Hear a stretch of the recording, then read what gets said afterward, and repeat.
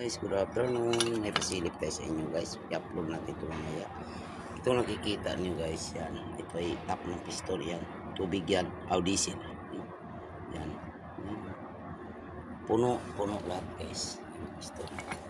So, yan. Lahat puno ang tap ng piston kasi ano to makina na to si 15 na Caterpillar no. So, hindi niya na adjust na maayos ang injector. So pag tama ang adjust ng injector, moist lang ang kakainin ng makina. So binubugan niya ay diesel talaga. So oil naman